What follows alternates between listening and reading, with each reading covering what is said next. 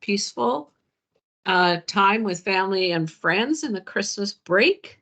Our little snow event last week certainly gave us a little, we're back at it again, a big reality check there. But first off, I'd like to acknowledge that we are meeting tonight on the shared territory of the Tsawwassen and Qualicum First Nations. And we thank them for allowing us to live, work, and play and learn in this wonderful part of our province, and thank them for their stewardship of the lands. Could I ask trustees for an adoption of the agenda as circulated? Thank you, Trustee Kellogg. Second, Trustee Kurland. And everyone sees that the recording and transcribing feature is on. Call the vote then, trustees. All those in favor of the agenda? Thank you. Approval of the consent agenda, a little bit thinner than usual. Only a couple of ministry announcements. So a mover and a seconder, please, to approve the consent agenda as listed. Thank you, Trustee Kellogg. Thank you, Trustee Kurland. All those in favor? Carried.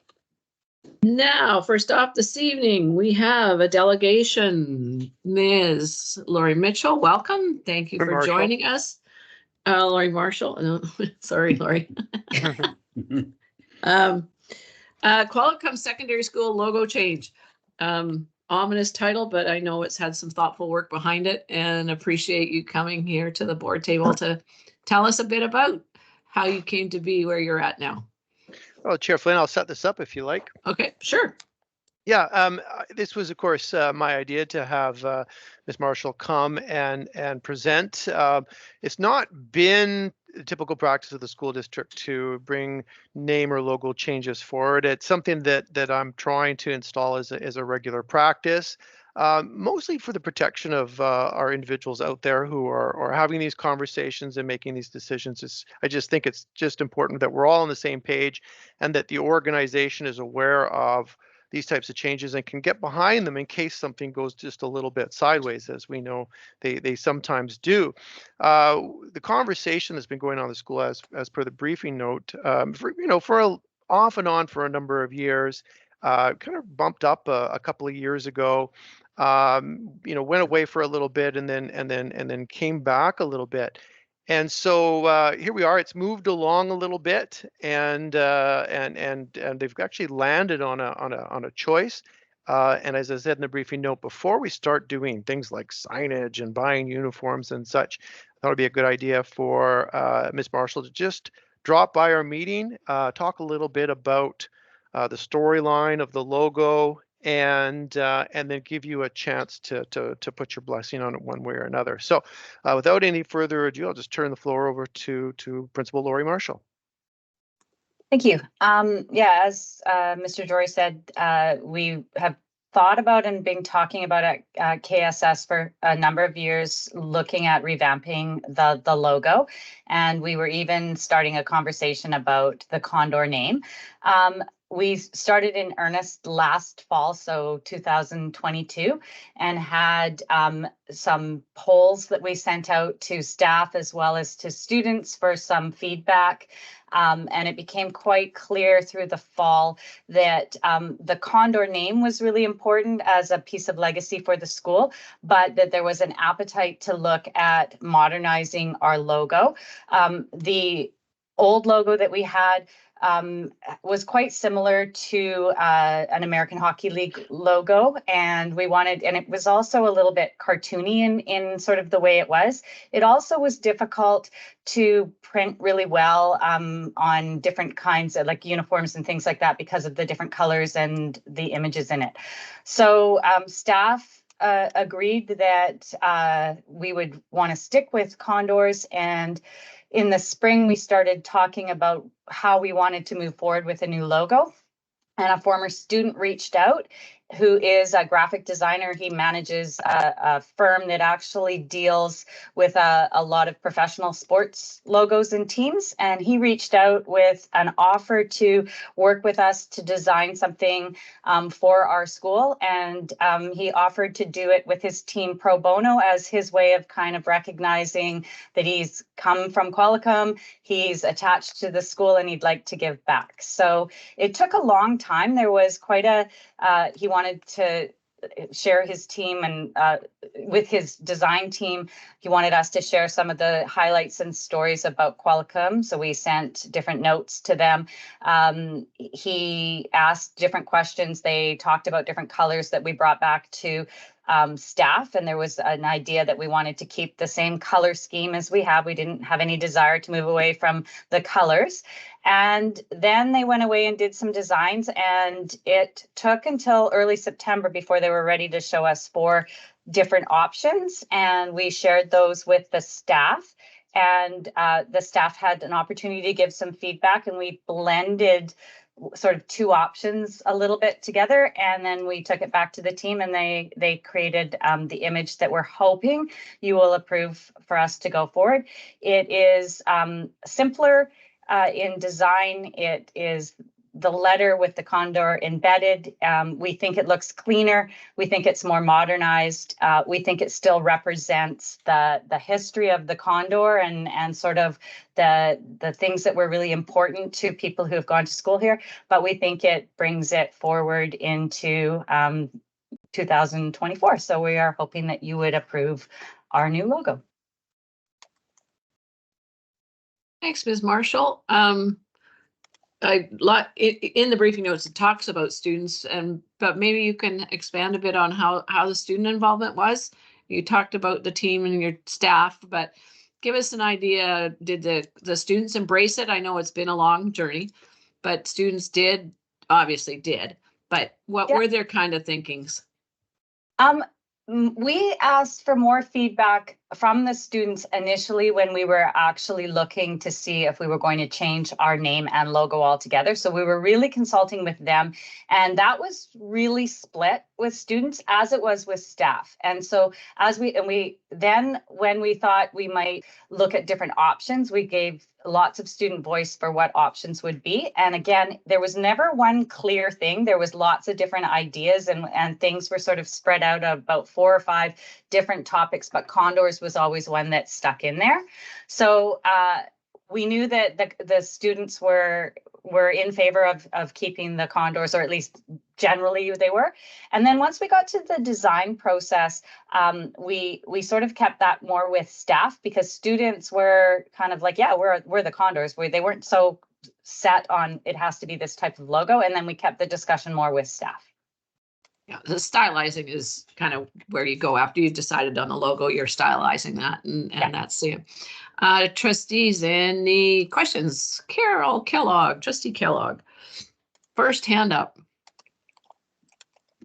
Hi, Lori. Thank you very much for that presentation. Has the logo gone out? We put it on our letterhead, and this is, so we have put it out, and staff started to play with it. So this is kind of, I guess we're sort of going a little bit backwards, but yeah, we haven't done any big purchases with it, but the kids are aware of it, and we've put it on our letterhead and on our website and stuff like that. So yeah. Yeah, I actually asked a couple of kids from the school about the logo, and they love it. They're quite happy with it. So I think good on you guys. And thank you for sharing that with us. Trustee Austin, and then Superintendent Jory.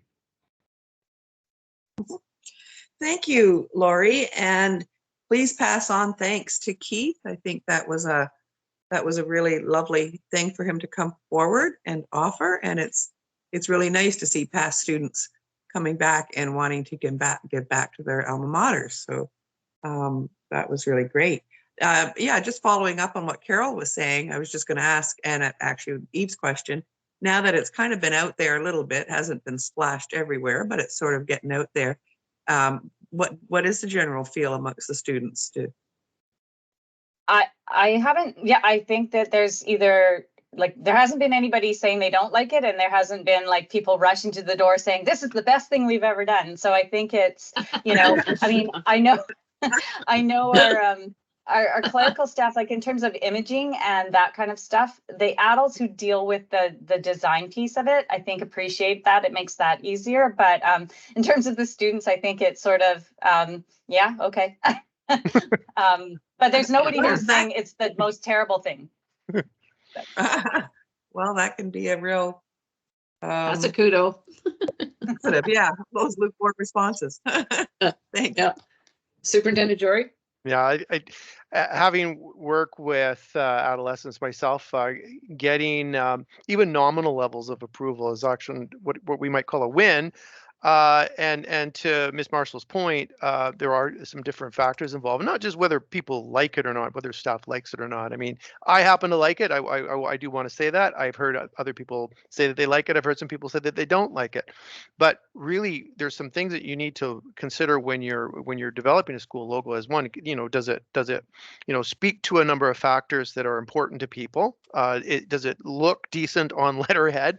And is it something that you can put on signage and school uniforms in an efficient and clear way? And one of the reasons that this one moved to the forefront was that it was going to serve those multiple purposes and do so without complication. The old logo, the traditional logo, as I called it in the briefing note, was challenging to use in those ways. It just didn't come across.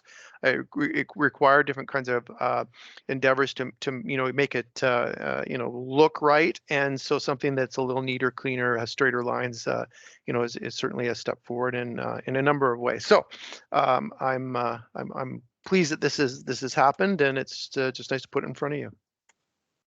I have Trustee Young and then Trustee Kurland. Yeah, just very quickly. I'd like to see the it. I've seen it on letterhead. I've seen it in small. Is there a way that we could share screen so that we can show everybody what this looks like? Okay, we'll let the gurus in the back do their magic. I'm looking to Superintendent Jory. And I'll go to Trustee Kurland to see if they can lock and load it in a JPEG to put on the screen. Okay. So Lori, first of all, I want to thank you for your years of service at KSS. Thank you. I was there for Mike Reed and Daryl Craig, Jesse Whitty. I missed you. But, I've always found you helpful and supportive, and I really appreciate your work there. You disappeared on me. And do you know what's going to happen to the buzzard that's up on the building there? I was there when Teddy Gilbert cut that out of the. My bad. He used his first, I think the CNC machine, that was the first use of it in the metal shop. What's going to happen to that? I called it a buzzard because that's what a condor is. We, as a staff or even as a school, we haven't had any conversations about that logo. Our new floor that was put down, we purposely didn't put a logo in the center because, there was a big investment. There is another rendition of the traditional condor that's in the south building that's painted. At some point in time, I'm sure there'll be discussions about, painting over things. That the one that's on the side of the building, that's a more complex discussion that would have to involve operations and maintenance and a school district school decision, and that won't be my decision to make. So so it's going to be there for a while, I would imagine, because that's not an easy thing to just get rid of. Yeah, it's pretty heavy. I think it's heavy steel, so it's going to take a lot to get it down. Yeah. But thank you, Laurie. Thanks for everything. Thank you so much. Dr. Jory, are you able to lock and load this? No. I'm sorry. I'm having some tech difficulties. You got to see some other screens that I left open earlier. Oh, there we go. Oh, Okay, there I don't we know go. who did that. Oh, No, that was good.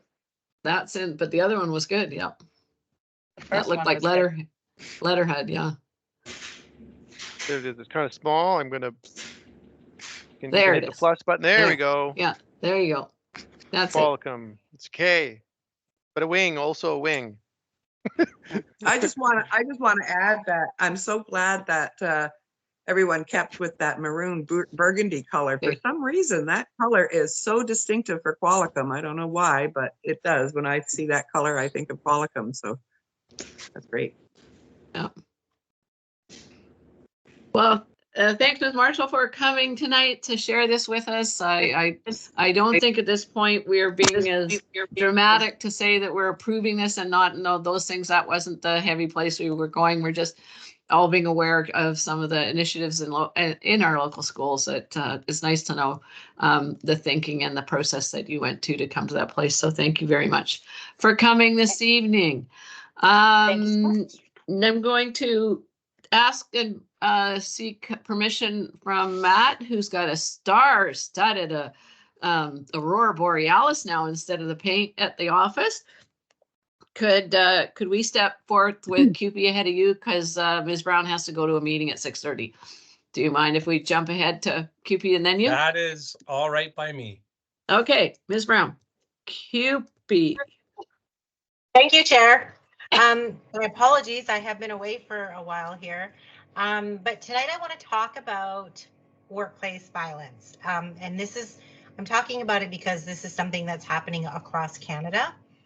Workplace violence is a serious issue that can have far-reaching consequences for both employees and organizations. While the direct physical and emotional harm caused by violent incidents is apparent, there is also a less conspicuous impact on employee attendance. Workplace violence encompasses a range of behaviors from verbal abuse to hitting, spitting, intimidation, and physical assault. It can occur within the confines of an office, a classroom, or any other work environment. Factors contributing to workplace violence include stress, job dissatisfaction, personal conflicts, and organizational issues. One of the immediate consequences of workplace violence is the heightened sense of fear and anxiety among employees. The aftermath of a violent incident can create an atmosphere of uncertainty and insecurity, making employees reluctant to return to work. Fear for personal safety can lead to increased absenteeism, as employees may opt to stay home to avoid potential confrontations. Employees who witness or experience violence at the workplace often suffer from psychological trauma. The lingering effects of such trauma can manifest as anxiety, depression, or post-traumatic stress disorder. Coping with these mental health challenges can result in extended leaves of absence, further impacting overall attendance. In addition to direct absenteeism, workplace violence can indirectly affect attendance through reduced productivity. Employees who are emotionally distressed or preoccupied with safety concerns may struggle to focus on their tasks. This diminished productivity can lead to missed deadlines and increased workload for colleagues, potentially contributing to a negative cycle of stress and absenteeism. Why this report? Because the union would like to request that the board consider the possibility of establishing a workplace violence prevention committee. The committee should develop and implement a comprehensive workplace violence prevention program that includes training, communication, and reporting mechanisms, which we do have some already. Employees need to be educated on recognizing and reporting potential warning signs, creating a culture of vigilance and mutual support. In the aftermath of a violent incident, the committee could offer support services such as counseling and mental health services. Timely intervention can help employees cope with trauma, reducing the long-term impact on attendance and overall well-being. Imagine what a phone call would do from somebody who cares. We do have an existing health and safety committee, but this is not addressing the day-to-day incidents. The committee we are proposing would be to brainstorm as a team on how to reduce the day-to-day violence and/or near misses. In conclusion, workplace violence is a multifaceted issue with far-reaching consequences, and its impact on employee attendance is a critical aspect that should not be overlooked. By implementing preventive measures, fostering a positive organizational culture, and providing support services, employers can contribute to a safer work environment, ultimately minimizing the negative effects on attendance and promoting the well-being of the workforce. Thank you. Thanks, Ms. Brown. Oh gosh, I've got a nickel. Oh, over to you, Matt Woods, president of MATA. Thank you, Eve. Let's get myself organized here. I had this all practiced, and so I'll try it again here. Good evening. I Hwanat, everyone.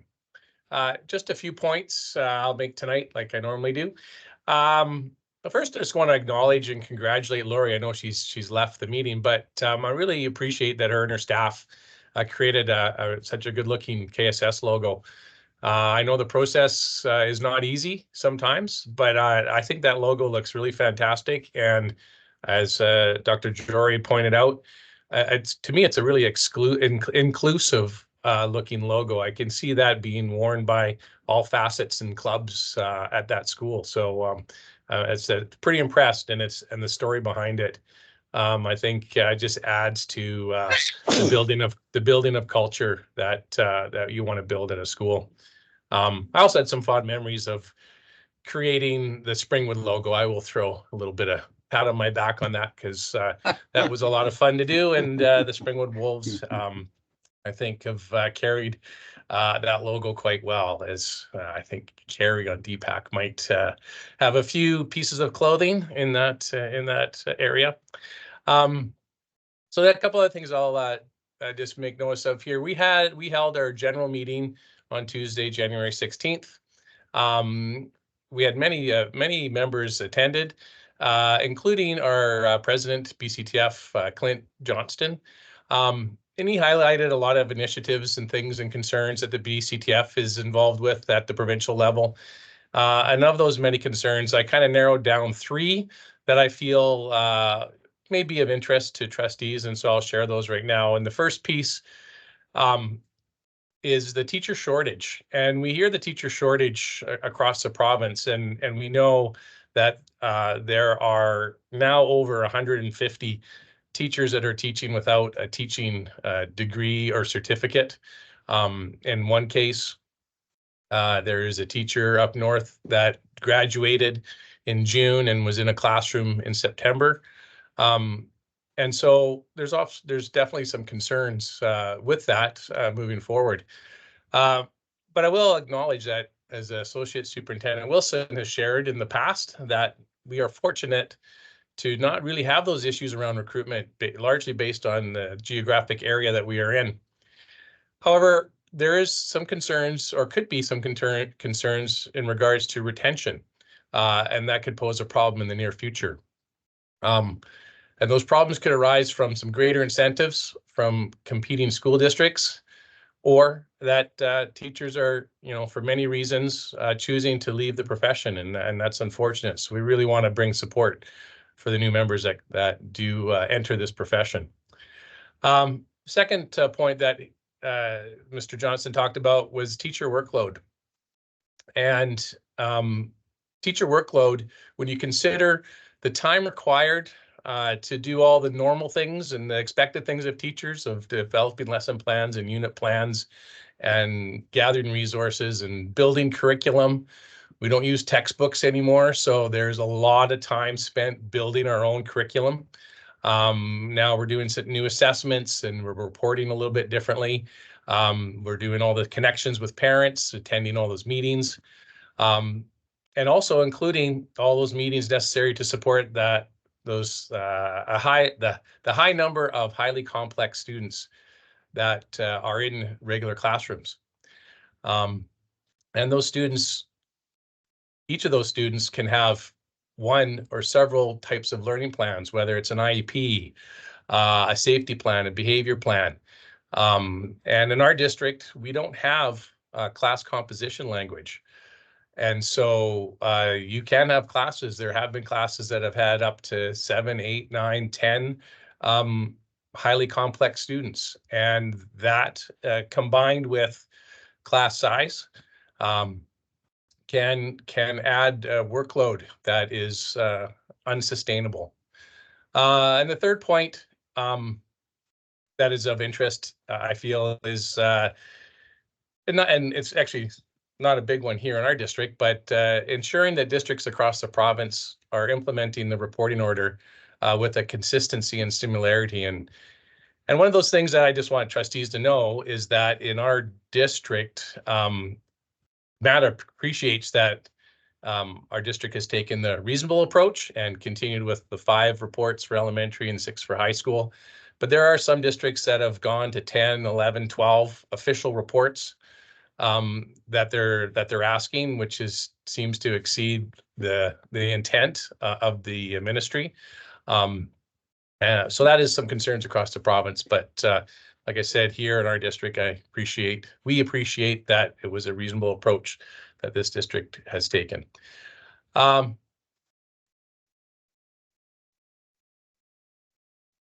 to just inform trustees that we did formally elect Ms. Dana Tang as our Social Justice Committee Chair, as well as Amanda Gergen as our Aboriginal Education Chair. She has looking into changing our name from Aboriginal Education to Truth and Reconciliation. So that is the first step that has put forward. So you'll hear a different name. I'm thankful for those two that have stepped forward, and I'm happy to report that MADA has a full executive this year, and so that's real pleasing in our eyes. I just want to throw a reminder out there that the MADA annual general meeting is held on Tuesday, May 7th this year. And I know it's up on the calendar as well. MADA is also appreciative and will be interested in the results the district's review of the Learning Support Program, and looks forward to the update that will be coming out in the next couple of months, maybe the February or March meeting. In consideration to discussion around early starts, MADA would expect that school site staffs will be given the opportunity to discuss all things associated with a school day. Those things such as start times, bell schedules, and scheduled lunch times. Hopefully we'll have some discussion time around that. As we know, it's very hard for school staffs to implement any change in their daily schedule because our district is so closely tied with a bus schedule. So we were hoping that there'll be some time to discuss all those things that can occur. We know when COVID arrived, teachers agreed to shorten lunch periods to accommodate the type of schedule that had to be put in place. But now that we're out of COVID, there are still some schools that are operating, I think most are, with a staff lunch period of 30 minutes. In the past, those schools, and I'm not talking the high schools, I'm talking elementary schools, had 35 or 40-minute lunches. And the reason why that's important is teachers down with just 30 minutes often are giving up time in their lunch to support students, and therefore are now getting about 15 to 20 minutes rather than having a full 30. And we know that you need that time to have that break in the day. So MADA is asking that while discussions and an eventual decision around start times will be made, that there will be time given to each school site to discuss the complete structure of the day, including possibly the start times. And finally, as we are entering the budget season, where we know, as Mr. Amos has said many times, that priorities determine funding, MADA would like the board to consider prioritizing the cost of providing teacher in-service and teacher time within the day to support new initiatives that are being implemented from either the provincial level or the district level. Some of those new initiatives that I'm talking about are the new reporting order, class assessments, district-wide assessments, implementation of strategic plan, strategies that are necessary for the inclusion of all students in the regular classroom, student learning plans, and technology programs like MyEd. It is imperative that time be given for teachers to learn these new initiatives, to collaborate and to develop strategies within the instructional time of the day, and not to expect that teachers should use Pro-D time or find time outside of their work day, or expect even to have everyone fully attend a dinner series events. If the district feels that learning a new program or a new way of providing a new way of providing learning opportunities are important to staff, they need to show that importance by providing funding that supports all the new learning for all staff. As always, working conditions that are good for teachers are also great learning conditions for students. I thank you for your time tonight. Thank you. Thanks, Matt.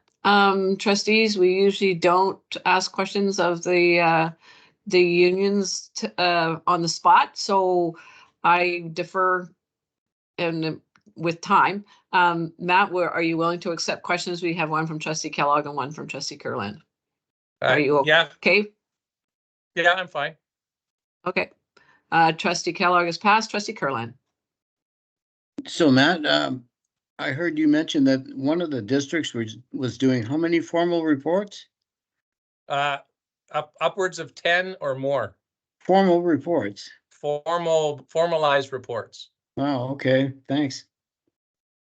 That's amazing. We are not, which is No, I know. which is great. I know.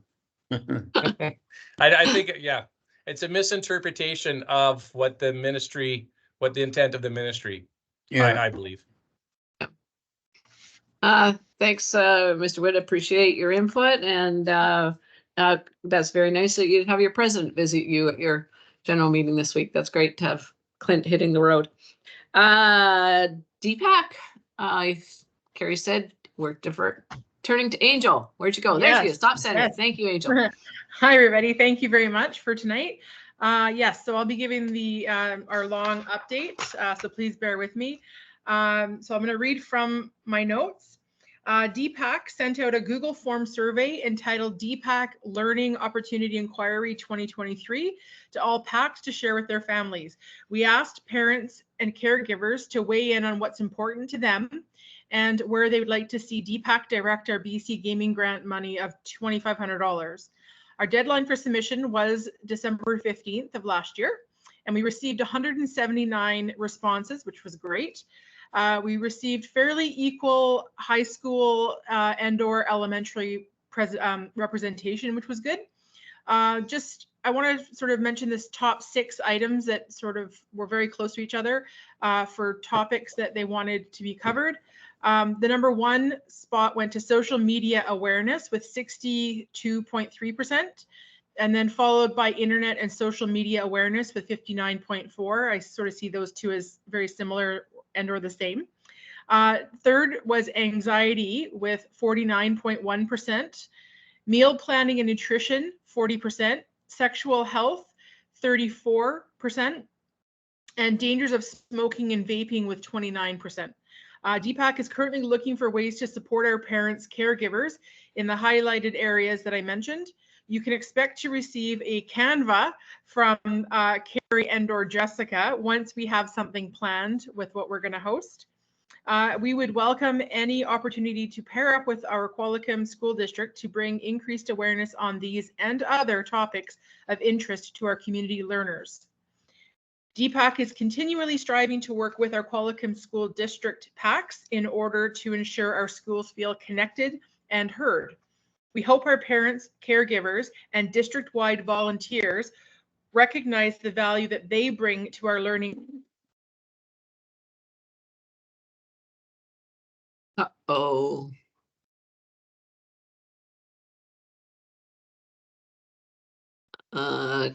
Carrie, do you have Angel's text to see she's frozen?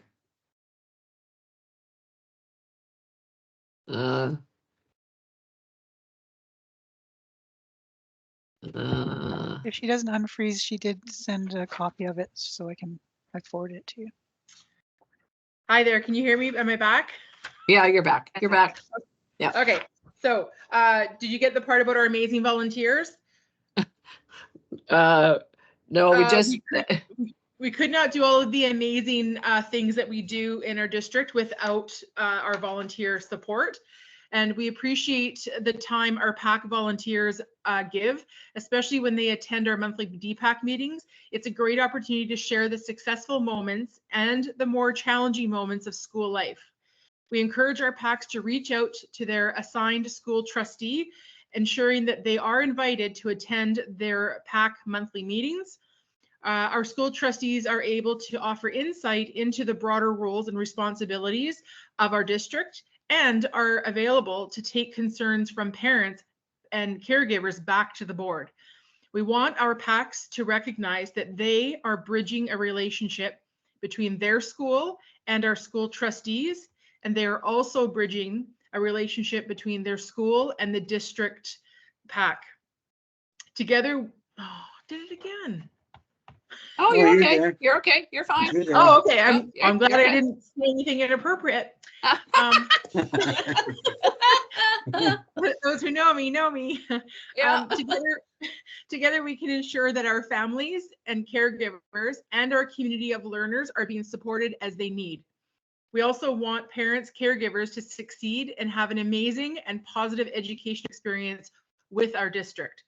The best place for parents, guardians to reach out for information is at your school level. And then we encourage our families and caregivers to reach out to their school PACs, emails, to their school administration. District level, that would be DPAC. So please, and we've included our email. And then of course, at the provincial level, by visiting the BCC PAC and the BC Confederation of Parent Advisory Councils for additional support. And lastly, DPAC and PAC parent caregiver volunteers are committed to the success of kids, families, and our Qualicum School District. We are motivated by positivity and teamwork, and we're looking forward to 2024. So, thank you. Yay. It was a lot, so I apologize. Thank you. No, that was great. And I'm very interested in your survey piece. That was really very interesting intel. Trustee Austin. Actually, mine has more to do with the next item, but this is a good opportunity for me to thank all of our partner groups. They are always such wonderful, informative reports. And I'm so glad that especially DPAC, you pre-send your report, which is great. It gives us an opportunity to see it beforehand, and it's usually so full of information. And I'm so glad that we are recording, or at least a transcript of these meetings as well, because it's a great opportunity for me later, or at least for Karen, to get all of those wonderful notes that our Matta and Cupie say as well. So thank you for that. But my question is for the next item. Oh, next item is a superintendent's report. Thank you very much, Angel. Actually, it was where I'm not sure where it would go. I'm thinking action item, maybe trustee items, but under Peter had written the summary of the Condor logo, and at the bottom of that report there was a recommendation. And so my question is that recommendation coming to the board table this evening, and if so, where? Oh, Yeah, okay. that didn't, I guess, get into the agenda. That's okay. No, that she did. I went past it because I guess when we were at policy, we decided we didn't know what we wanted people to do. And that recommendation that the board approve, if we feel we'd like to make that recommendation, I guess trustees, I turn it to you. I'm sorry. I just thought we don't have got past practice in this way, and I don't know. It was just there, and I thought we should acknowledge it somehow. Dr. Jory, if you want to speak again with presentations, oftentimes whatever the presentation, you take it. If there's a motion to be had in the presentation, you often do it in the trustee area. Yeah. As an action item or something like that. I mean, just in fairness to the process. Yeah, we usually leave that kind of thing to the end. Yeah, but I was thinking we weren't going to really deal with it at that level until we decided on things. Dr. Jory, you'd like to give us some counsel? I would have started my presentation just with a mention of this. I did put my hand up right at the end of that just to point out that there is a recommendation there.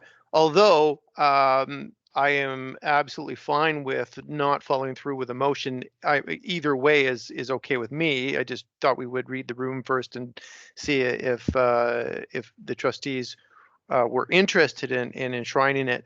My comment is just that we don't really have any language around this type of thing in our policies. as per our ongoing discussion, that is something that we should put in place, not because we're overly concerned about it, just because we should have some guidelines in place so that we know what to do when situations like this arise. So if the board would like to officially approve it, that's fine with me. If we'd like to move on and carry on with the meeting, also fine with me.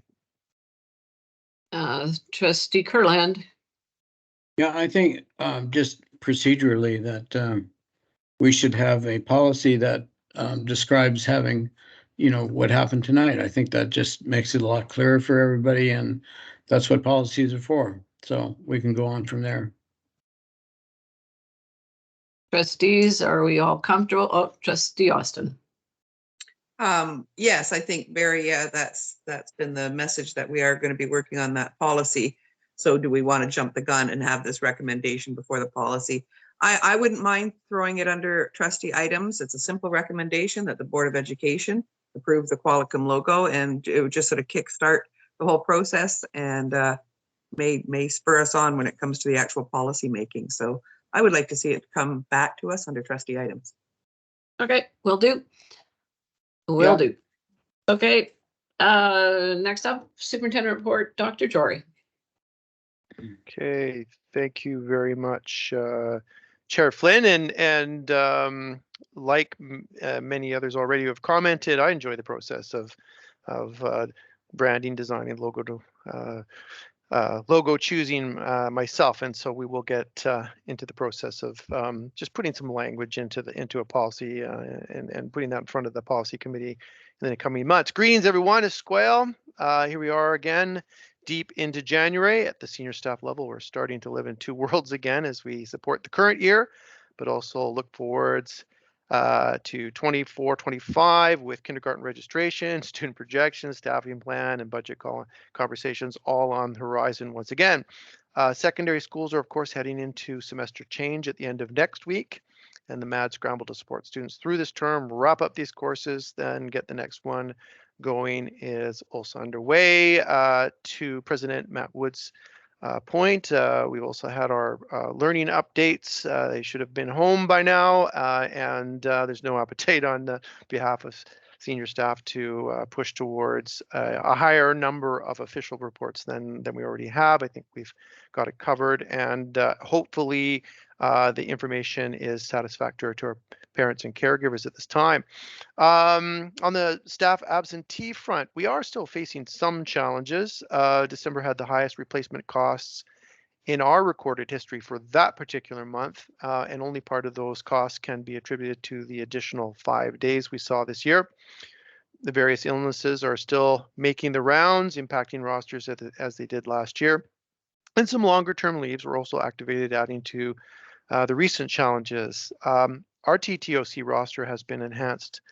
And again, we have had very few days where we relied on any kind of internal coverage, which is great.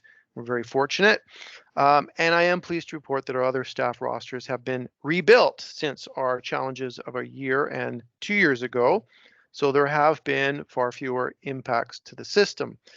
Financially, though, the punchline is that we are still spending money on replacements at a similar rate to the last 2 years, which will continue to present a budget pressure for us as we begin that conversation in earnest. I will add that as much as the later winter break may have been fatiguing and even panic-inducing for those last-minute Christmas preparations, I have heard from a number of education staff how they appreciated the additional time in January, and they may have even preferred this year's unusual holiday format. Initial reports since the return to school in regards to how people are feeling and the attendance rate seemed to be quite promising so far. After a balmy fall, we have finally experienced some inclement weather over the last 2 weeks. Conditions were pouring off on some side streets and hilly rural roads that we did cancel busing on a number of days. As much as doing so can be a huge inconvenience to parents and students, of course, we do want to remind everyone that these decisions are primarily about student and staff safety, as well as the simple fact we need to look after our bus fleet. We are running pretty tight right now, can't afford for a bus to go down for any amount of time. I will mention that our neighbors ran buses on a day when we did not, then experienced a series of challenges, including a bus in the ditch, leading them to join us the next day with the more cautious response. The texting program we started using last year is paying big dividends in communicating with bus parents in real time.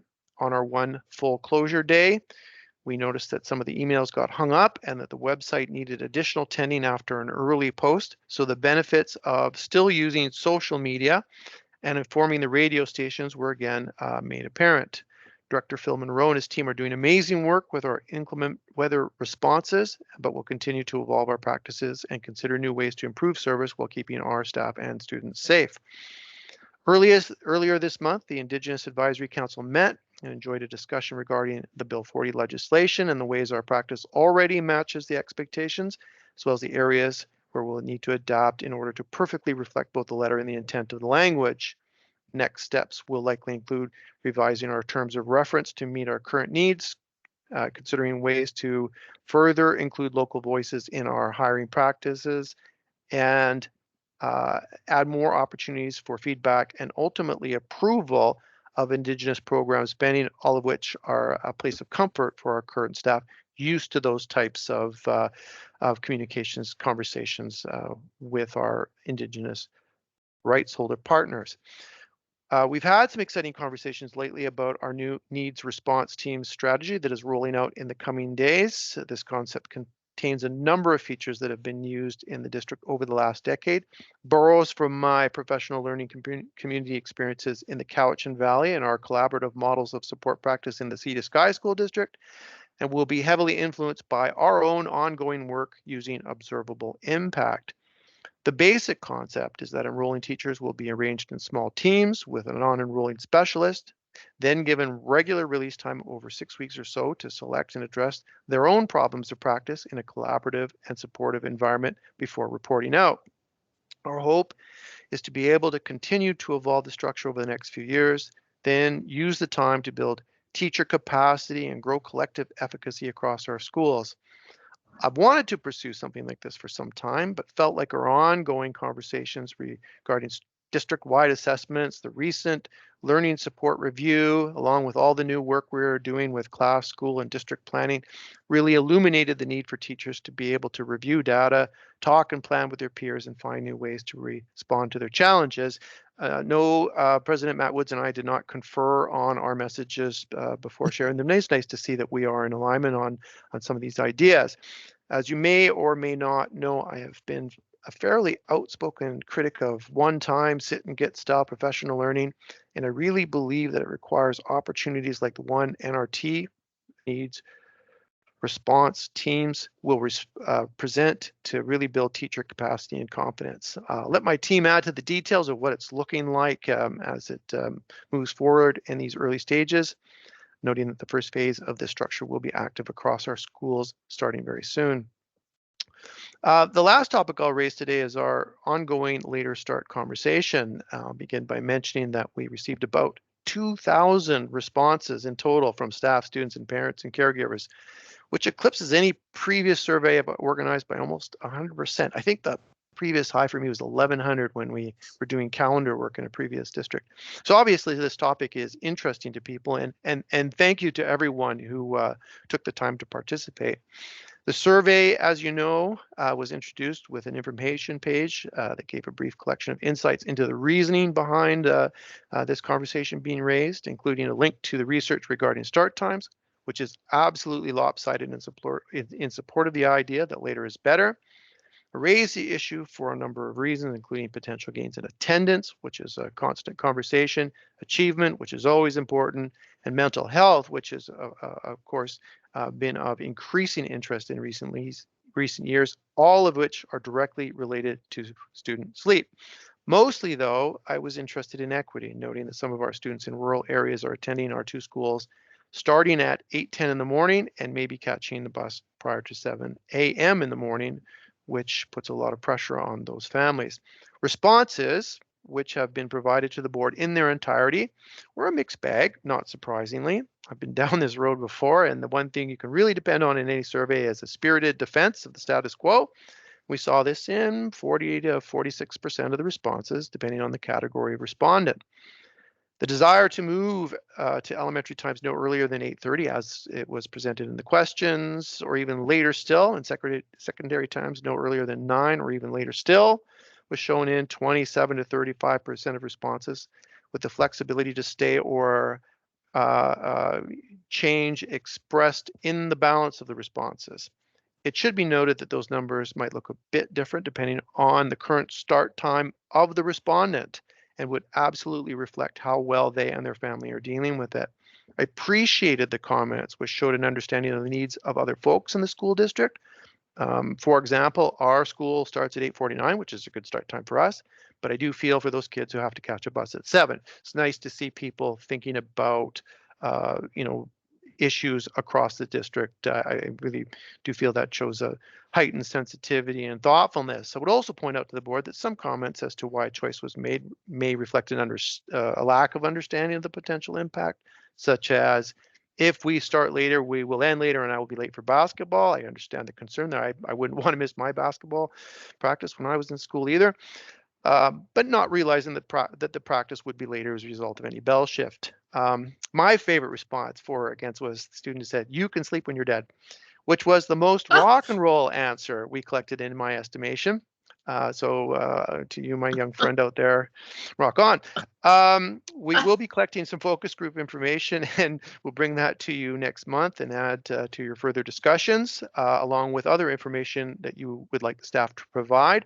And to President Matt Wood's point, this is a really important topic for staff committees to address, ideally in the next month or so. I mean, we're not rushing this decision by any means.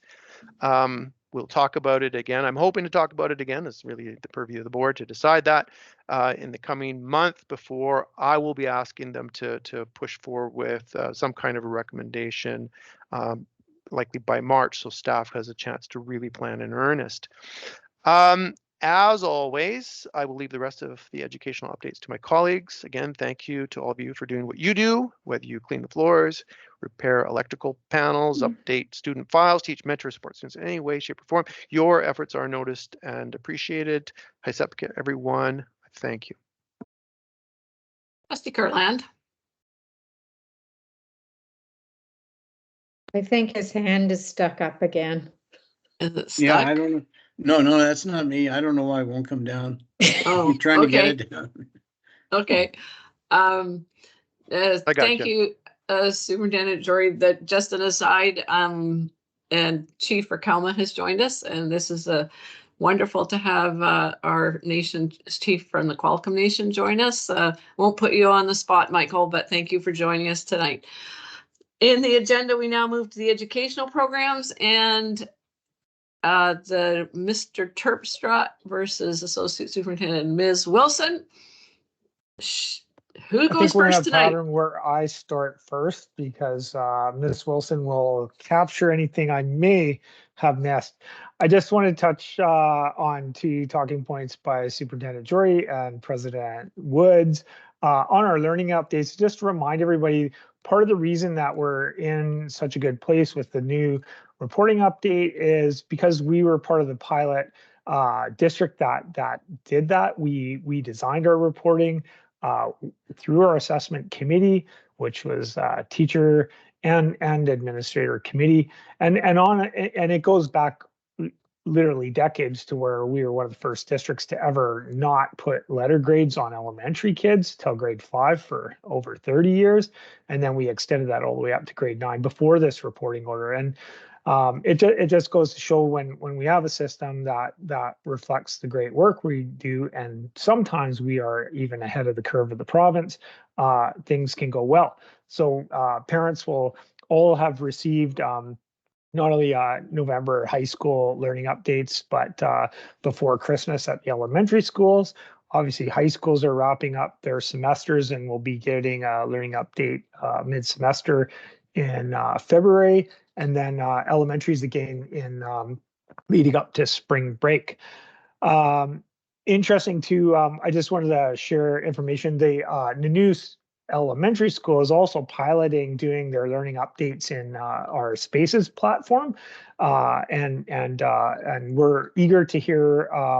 So far, like it was addressed before, parents, there was no huge ripple of negativity about it, and so we're taking it that the community did receive their learning updates well, and we'll go forward. But we're also going to hear from the Neuse Elementary staff how it went and get a recommendation from them from other schools.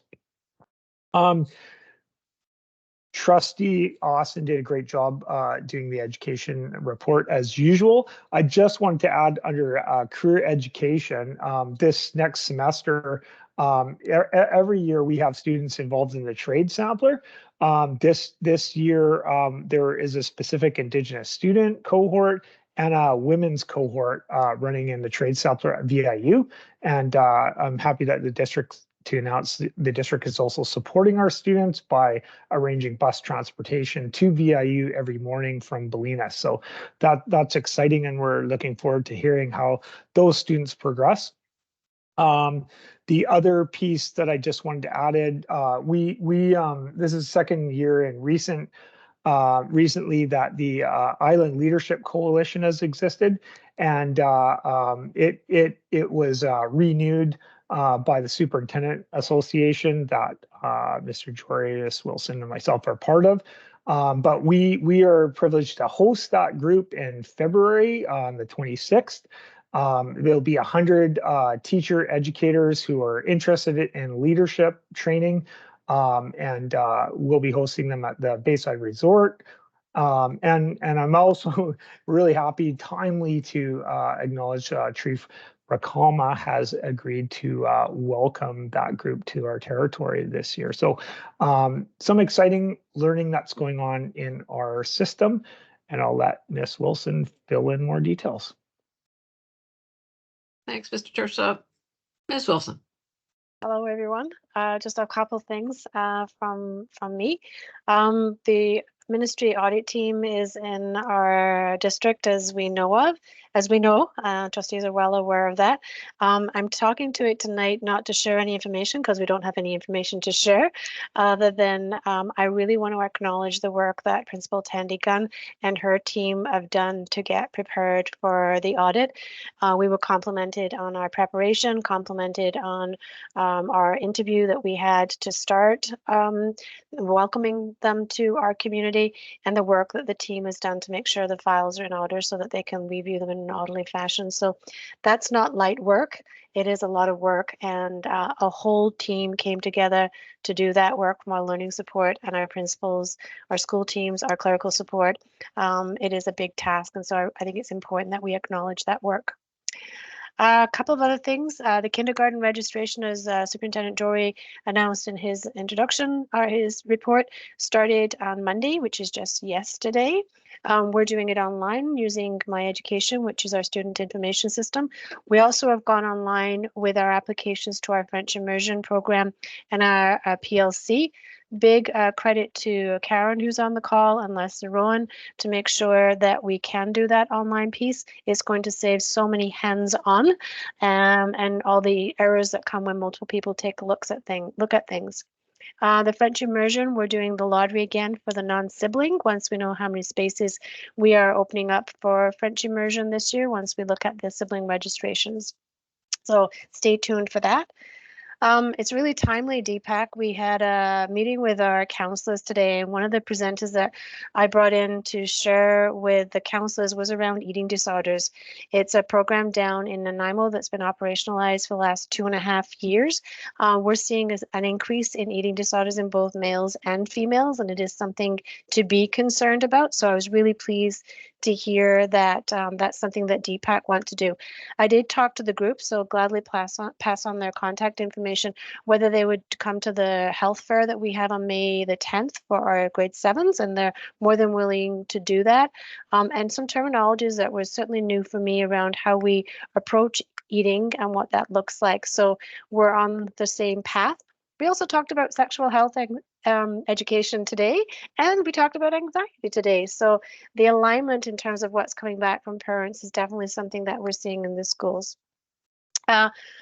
Credit to our secondary school admin that came together last week to have our conversations that we do every so often throughout the year around our students that might be struggling for a variety of reasons. So we pull up our grade 12s and we say, who are our learners? What supports do they need? And really want to acknowledge our principals at each of our secondary schools that know the students' stories.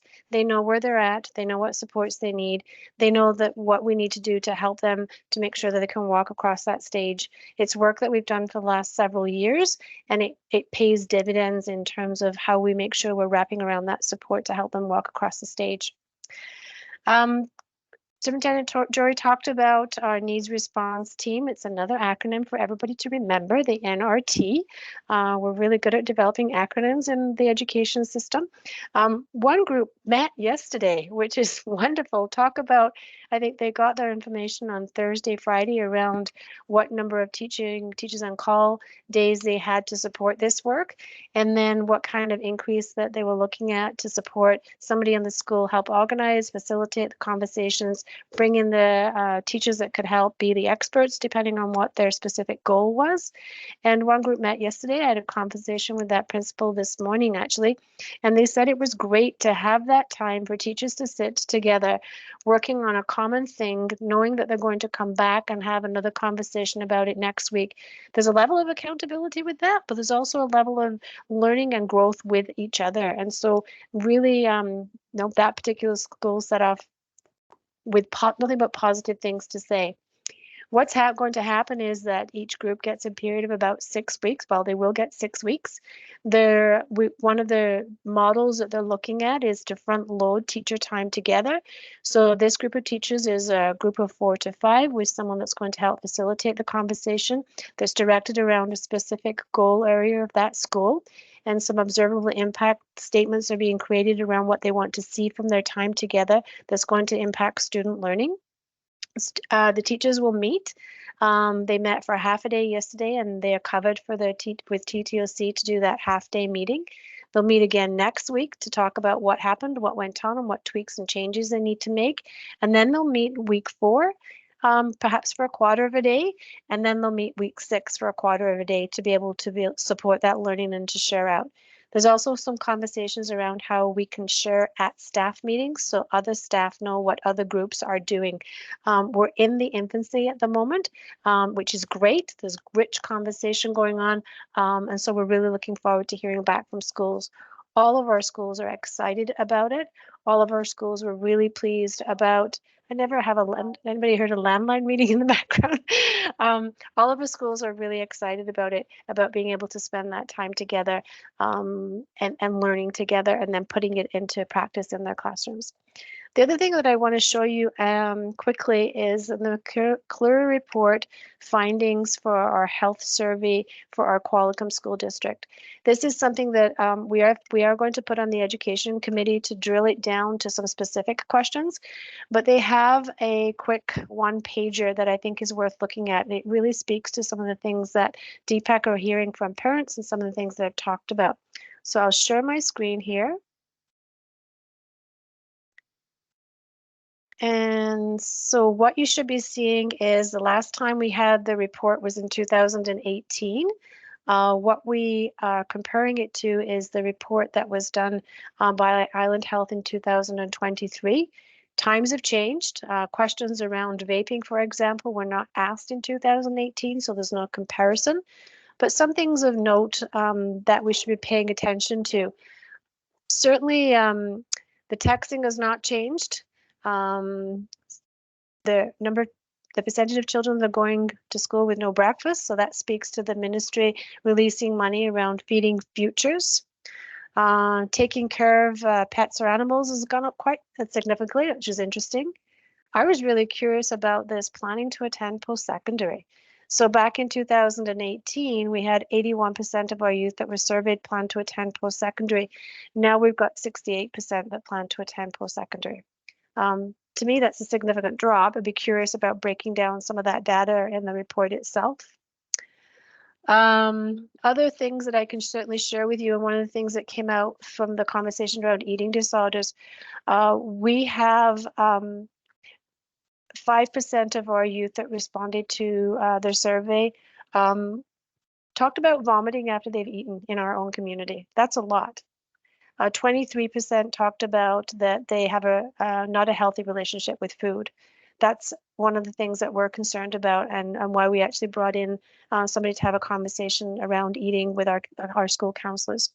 So more to come on this particular report, and we will unpack it with the questions and the local data. So it is our data, it's not BC data, at the Ed Committee report.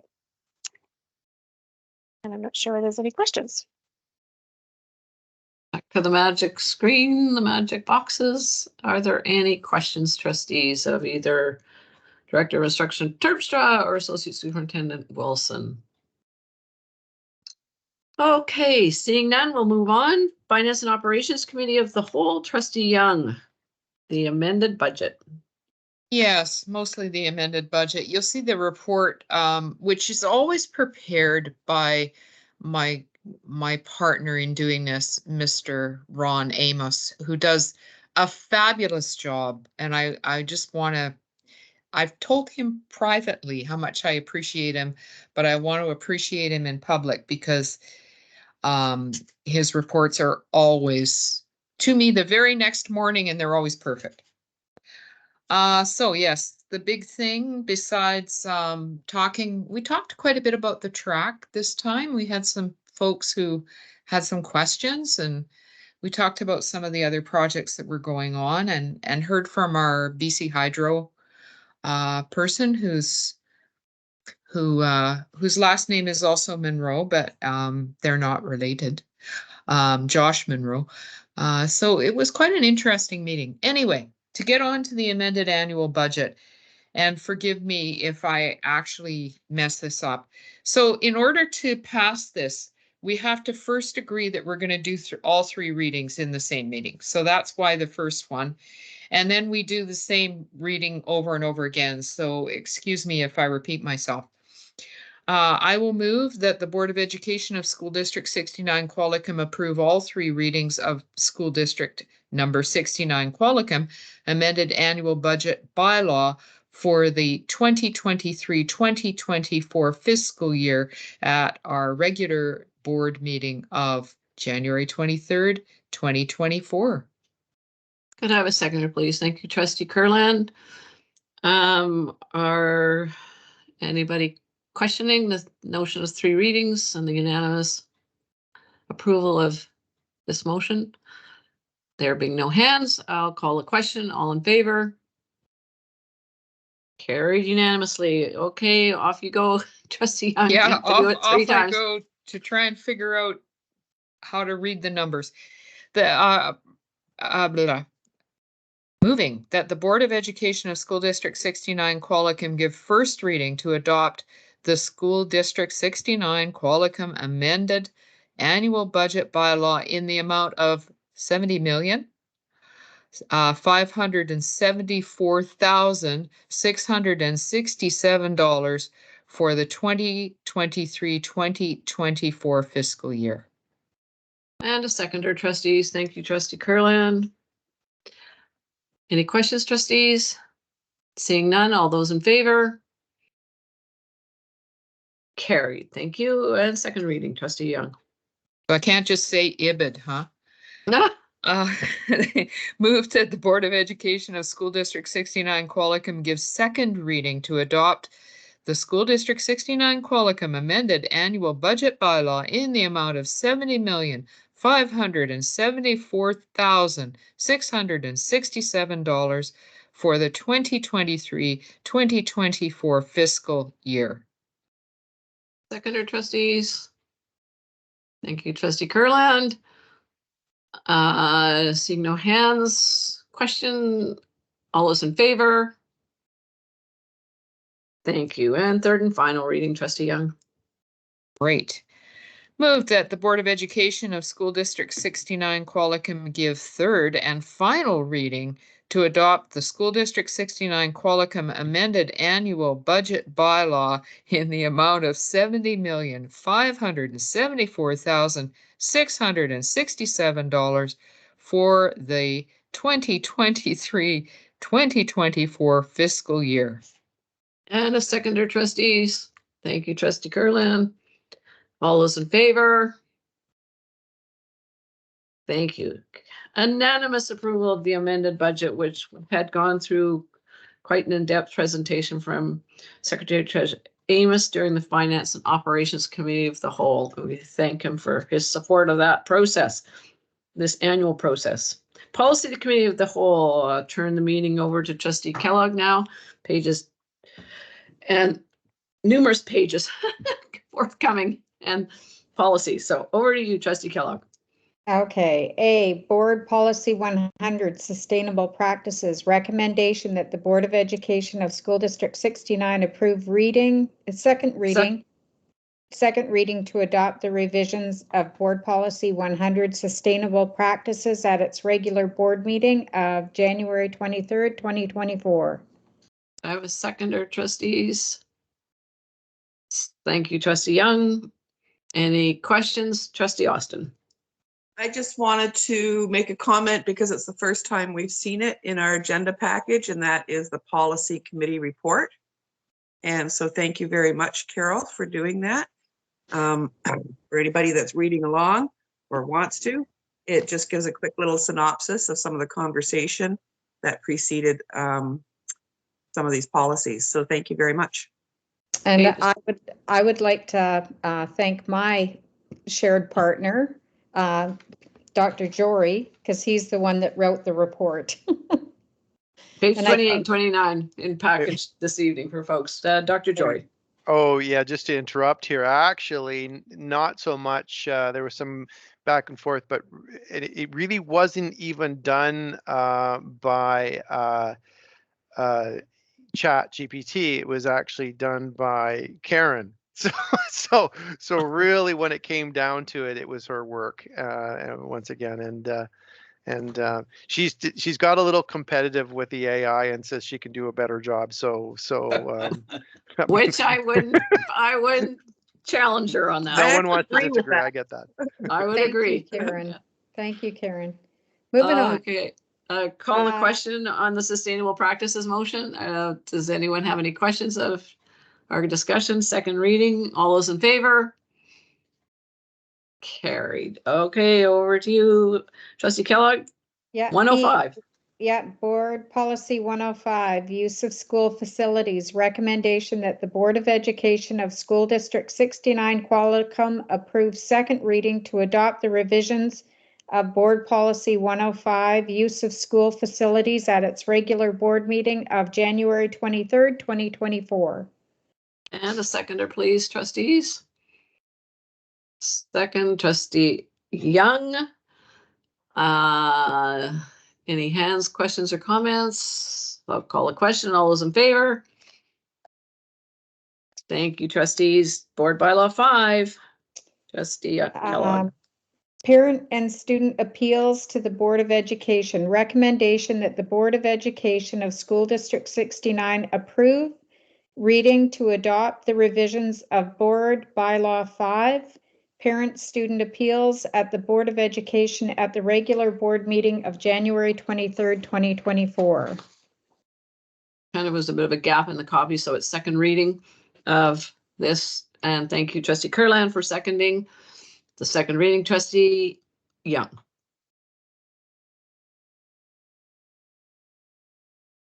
Look, I'm on mute. Yeah, just a note that in terms of procedure, that some of these are just kind of updates, changing logo, correcting, stuff like that. And we've decided that we can do second and third reading on those ones. But I just wanted people to know we're not rushing through things or anything. It's just, they were only small changes. Okay.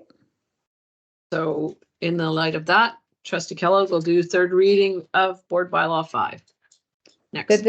Board of Education, School District 69 approved third and final reading to adopt the revisions to the board bylaw 5, parent student appeals to the Board of Education as its attendant administrative procedures at its regular board meeting of January 23rd, 2024. And a seconder, please, trustees.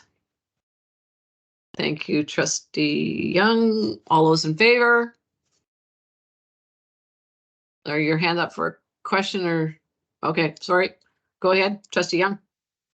Not a problem. We didn't vote on second reading. That's That's also, you know, hey, what the heck?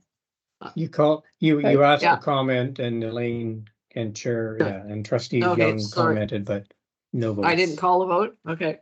Call a vote for the second reading and then we'll go into third reading. Second reading, trustees, all in favor? Thank you for that. And now third reading. All those in favor? Carried. Thank you, trustee Young.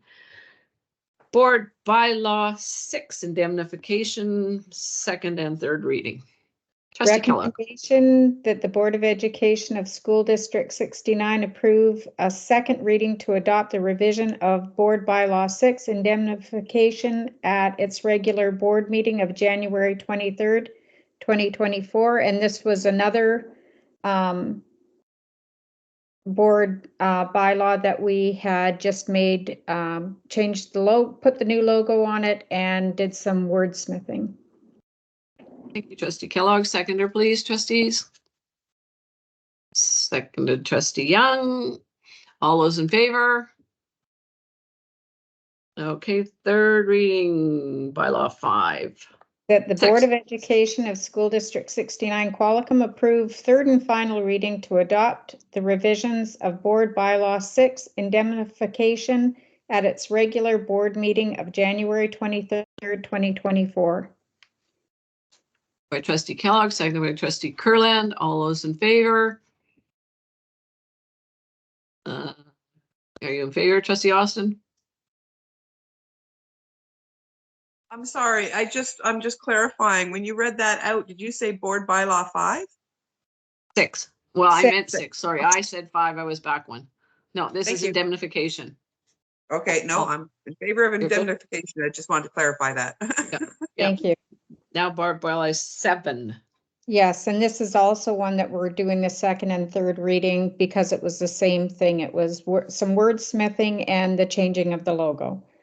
So bylaw and policy development and review. The recommendation that the Board of Education of School District 69 approves second reading to adopt the revisions of Board Bylaw 7, bylaw and policy development and review at its regular board meeting of January 23rd, 2024. Seconder, please, trustees. Thank you, trustee Kurland. All those in favor? Carried. And now third reading, trustee Kellogg. That the Board of Education of School District 69 approve the third and final reading to adopt the revisions of Board Bylaw 7, bylaw and policy development and review at its regular board meeting of January 23rd, 2024. Seconder, please, trustees. Thank you, trustee Austin. All those in favor, trustees? Final reading. Thank you. Carried. Now we move to Board Bylaw 2, board structure.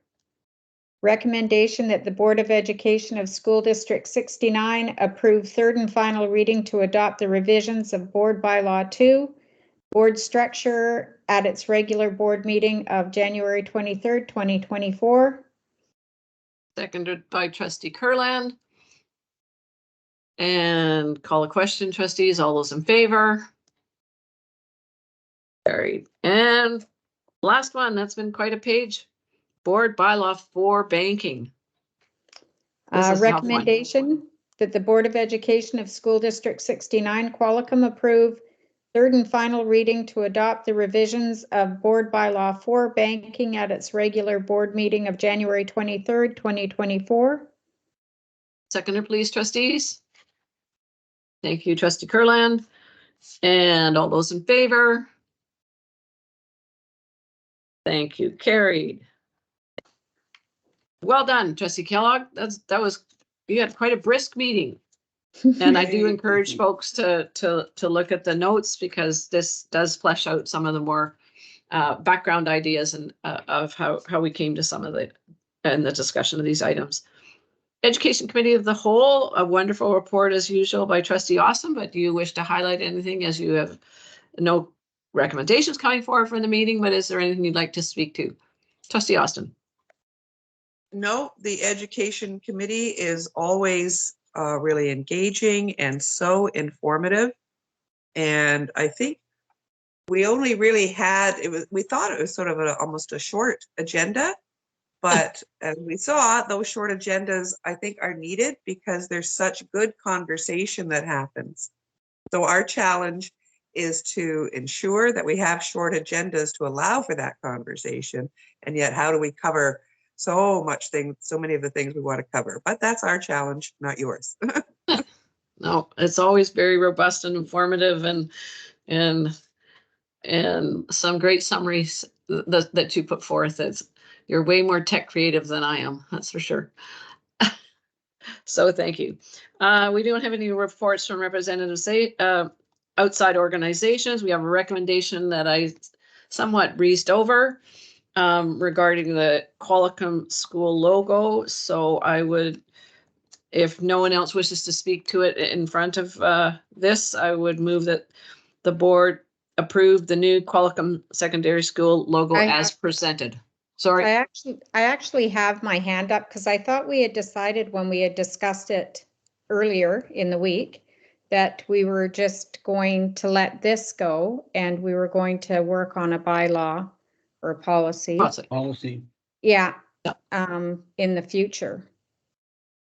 Yes, that's where we started, but then Trustee Austin thought it would be wise to continue forth, knowing that this has been possibly a process that we can translate into policy. So is there an appetite, now we're at this point again, to understand whether we approve this or not? I'll defer to Ms. Wilson before trying this again. I just Ms. wondered if the trustees might want to use something around support rather than approve, if you don't have policy on it yet, but it just shows that you're supporting the conversation that Principal Marshall brought forward, and you're recognizing the work that's gone behind it. Yes. Very good. Thanks, Jillian. Yeah. That's good. Nice. Yeah. Nice place to land. Then we don't jump ahead of ourselves of what we might discuss at a later date for a policy. So to revisit the words, to support the new Qualicum Secondary School logo as presented. I will move. Could I have a seconder, please? Thank you, Trustee Kellogg. Is there any further discussion, trustees? Seeing none, all those in favor? Great. No new and finished business. Board correspondence, public question period. Any hands up from our audience this evening that wish to ask a question?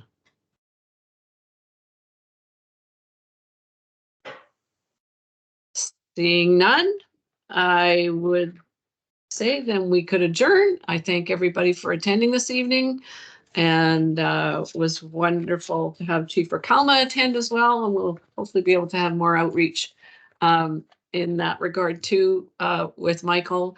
If I can be so bold as to be informal, but welcome Chief Ricalma to our business meeting. It can seem probably like a lot of sort of tedious things that we need to address, but that's thanks to the School Act and a few other things that we have, as you well know, in some of these jurisdictional things. But we appreciate your coming to visit with us tonight, and look forward to your participation again, and as we move forward with some of our plans with our Indigenous Education Council in the district and other growth and development that we have under our two rights holders guidance here in Qualicum and the new First Nations. I won't put you on the spot to have to say anything, but thank you for attending. And Trustee Kurland, did your hand go up by accident again? No, I appreciate the fact you said council and not committee. It is Indigenous Education Council. That's Bill 40. Thank Bill you. 40. Thank you. Bill 40, you know all about that one. Yes, we're yes, embarking with you and in concert side by side, walking in a good way on that, I hope. Trustees, could I ask for an adjournment, seeing no further hands? Someone to adjourn. Trustee Kellogg, thank you very much. Thanks everyone for joining us. Lots of info tonight. It was a great meeting. Thank you. Good night. Night night.